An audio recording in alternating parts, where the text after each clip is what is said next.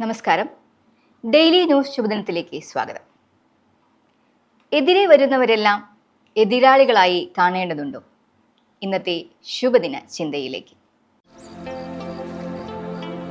Daily news ശുഭദിനം നിങ്ങൾക്കായി അവതരിപ്പിക്കുന്നത് ജോയ ലൂക്കാസ്. പൊന്നണിഞ്ഞ പ്രഭാതത്തിന്റെ അലകളിൽ നിറയുന്ന പുഞ്ചിരികൾ, അതെ, ഇന്ന് ആഘോഷമാണ്. ജോയ ലൂക്കാസ്, ഓരോ ആഘോഷത്തിന്റെയും ആത്മാവ്. രണ്ട് പക്ഷികൾ കടലിനരികിൽ കൂടുകൂട്ടിയിരുന്നു. വേലിയേറ്റ സമയത്ത് കടലിൽ ആ കൂടുകൾ മുങ്ങിപ്പോയി. ആ കൂടിരുന്നിടത്ത് അവശേഷിച്ച മണൽ അതിലെ ഒരു പക്ഷി തൻ്റെ ചിറകിൽ കോരിയെടുത്ത് കടലിലേക്കിട്ടു. എന്നിട്ട് തൻ്റെ കൊക്കിൽ വെള്ളമെടുത്ത് കൂടിരുന്നിടത്തേക്ക് ഒഴിച്ചു.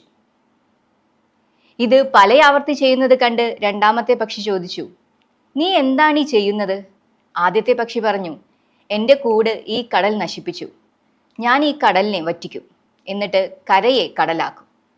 രണ്ടാമത്തെ പക്ഷി അപ്പോൾ പറഞ്ഞു, "ഒരു കൂട് പോയാൽ മറ്റൊരു കൂടുണ്ടാക്കാം, എന്നാൽ ജീവൻ പോയാൽ പിന്നെ ഒന്നും തിരിച്ചു പിടിക്കാനാകില്ല." എതിരാളികളെ തിരഞ്ഞെടുക്കുമ്പോൾ ചില കാര്യങ്ങൾ നാം ശ്രദ്ധിക്കണം. ആ എതിരാളി നശീകരണ ശേഷിയുള്ള ആളാണോ പുനരുജ്ജീവന ശേഷിയുള്ള ആളാണോ എന്ന്.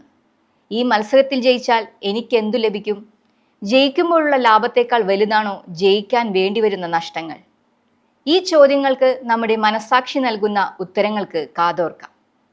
എല്ലാവരോടും നമുക്ക് മത്സര സ്വഭാവം കാണിക്കേണ്ടതില്ല.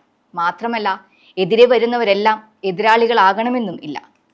ഒരുപക്ഷെ അവരിൽ പലരും അവരുടെ സ്ഥിര വഴികളിലൂടെ യാത്ര ചെയ്യുന്നവരായിരിക്കും. അവരുടെ സഞ്ചാരപഥത്തിലേക്ക് നാം വന്നു കയറിയപ്പോൾ നമുക്ക് പരിക്കേറ്റതായിരിക്കാം. കലിതുള്ളുന്നവരുടെ അതിവൈകാരികതയ്ക്ക് വിവേകമാകട്ടെ നമ്മുടെ മറുപടി. ശുഭദിനം. ഡെയിലി ന്യൂസ് ശുഭദിനം നിങ്ങൾക്കായി അവതരിപ്പിക്കുന്നത് ജോയ ലൂക്കാസ്.